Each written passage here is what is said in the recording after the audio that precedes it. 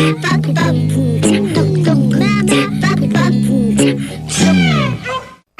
allez, une histoire. Il était une fois. Bonjour à tous et bonjour, chers petits amis.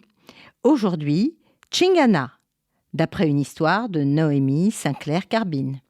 En Chine, il y a longtemps, en fait pas si longtemps malheureusement, les filles n'avaient pas la même valeur que les garçons. Quelle tristesse, vraiment. Alors souvent, les malheureuses étaient abandonnées. Pauvres petites, c'est trop triste. C'est ce qui arriva à Ching, une bébé-fille. Quelqu'un la déposa devant la maison de Naoum et Tamara Rabinovitch. Probablement, ce devait être sa propre mère qui l'avait déposée là, sachant que les Rabinovitch avaient une belle situation, qu'ils étaient gentils et qu'ils aimaient la Chine et les Chinois, puisqu'ils étaient venus habiter ici, près d'eux, en Chine. Elle espérait qu'il la sauverait. La petite Chinoise abandonnée portait à son cou un écriteau sur lequel était inscrit, en lettres chinoises, qu'elle s'appelait Ching, et que ce serait un grand honneur pour elle de devenir la fille de monsieur et madame Rabinovitch. Oh là là! Figurez-vous que c'est le petit chien de la famille qui trouvera son berceau devant la porte, et il ameuta les Rabinovitch en aboyant très fort. Il faut savoir que Tamara Rabinovitch était née en Chine, et qu'elle y avait vécu toute son enfance, et puis, devenue jeune femme, elle était partie vivre en Israël, où elle avait rencontré son mari Naoum. Elle l'avait persuadé de s'établir à Hong Kong, car elle disait « il y a tant à faire, et notamment en matière d'éducation des fillettes ».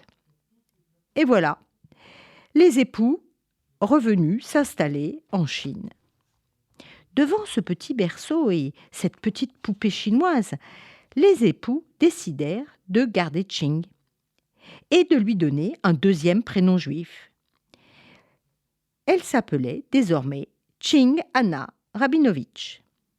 Elle fut élevée avec beaucoup d'amour et elle grandit bien et tout le monde était heureux. Elle adorait ses parents. Mais il y avait quand même un petit problème. Elle n'admettait pas ne pas être comme eux. Elle voulait ressembler à sa mère, qui était blonde aux yeux bleus. Elle n'aimait pas sa couleur de peau, ses yeux bridés et ses cheveux noirs tout raides. « Je ressemble à maman », disait-elle en hébreu, et qu'elle parlait très très bien l'hébreu. Tant qu'elle était bébé, elle pouvait prétendre ressembler à Tamara, sa maman. Mais quand elle commença à aller au jardin d'enfants fréquenté par des enfants européens, tout le monde se moquait d'elle. On se moquait d'elle gentiment, mais elle était très énervée ou alors très triste. Alors on lui disait « Mais voyons, Chingana, tu es chinoise, tu n'es pas la fille de Tamara et Naoum. Si tu ne crois pas, tu n'as qu'à te regarder dans un miroir, vraiment, tu es chinoise. » Chingana était désespérée. « Ima, je suis ta fille juive. Hein, dis-moi oui, maman. » Et Tamara lui répondit « Oui, Boubelé, tu es ma fille et tu es juive. » Chingana dut se rendre à l'évidence qu'elle n'était pas la fille de monsieur et madame Rabinovitch. Elle réalisa qu'elle n'avait pas les yeux bleus, ni les cheveux blonds, ni un teint clair. C'était visible et évident pour tous, sauf pour elle. Quel choc de réaliser qu'elle était alors adoptée. Eh bien, figurez-vous qu'elle en tomba malade, très malade de réaliser sa réalité. Ses parents adoptifs appelèrent les docteurs les plus réputés de la ville. Mais elle, la pauvre Ching Anna, n'avait plus de force. Elle se laissait dépérir par désespoir. « Je suis ta maman, je t'aime plus encore que si tu étais ma propre fille, car si je ne t'aimais pas, j'aurais pu te déposer à l'orphelinat. N'oublie pas que nous t'avons gardée, tu es notre fille, et même si tu es chinoise, ton cœur est un cœur juif. » Ching Anna fut toute heureuse d'apprendre qu'elle avait un cœur juif, mais elle ne savait pas au juste ce que cela signifiait. Qu'est-ce que c'est qu'un cœur juif? En quoi est-il différent des autres? Disons qu'un cœur juif est un cœur qui est bon, généreux et compatissant. Essayait de lui expliquer sa mère adoptive. Mais il n'y a pas que les juifs qui peuvent avoir un bon cœur. La preuve, tu es en possession d'un cœur que j'appelle un cœur juif. D'ailleurs, il arrive parfois que les juifs n'aient pas un tel cœur. Mais Chingana ne comprit pas vraiment les propos de Tamara. Elle était trop jeune pour comprendre que le cœur juif n'était pas un objet. Eh bien, elle retomba malade. Et encore plus qu'avant. Alors, de nouveau, Naoum et Tamara appelèrent tous les médecins les plus doués. En fait, c'est comme si Chingana ne voulait pas guérir. Tamara était désespérée. Elle n'en dormait plus. Et un jour, malgré tout, à force de fatigue, elle s'endormit et un ange apparut en rêve.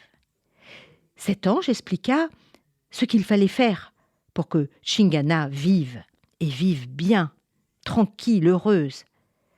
Voici le secret que l'ange confia à Tamara dans son rêve. Il faut faire couler un cœur en or, gros comme une poire, dans un moule. Et puis, il faut écrire aussi, en hébreu, « Je suis bon, généreux et compatissant ». Et puis ensuite, il faudra l'offrir à la petite fille. Au réveil, Tamara était toute excitée, certaine qu'elle avait ainsi le remède. Monsieur et Madame Rabinovitch firent alors couler dans un moule un cœur en or, gros comme une poire, pour Chingana. Depuis ce jour, Chingana a retrouvé des forces. Et oui, ce n'est pas de la magie, c'est de l'amour. Elle dort à présent toutes les nuits avec cet objet, ce cœur en or. Alors, elle ne ressemble toujours pas à sa mère, elle n'a ni des yeux bleus, ni des cheveux blonds, mais au moins elle est sûre d'une chose. Elle est la seule petite fille chinoise qui possède, puisqu'on peut le toucher, un vrai cœur juif. Enfin, une sculpture qui représente un cœur. Mais elle, ça lui a redonné le moral. Vous voyez, chers petits amis, l'amour est capable de tout. Et quand le cœur est blessé, l'amour a des pouvoirs incroyables. Il redonne la force et la joie. Donc, ne perdez jamais espoir et croyez en ceux qui vous aiment. Au revoir à tous!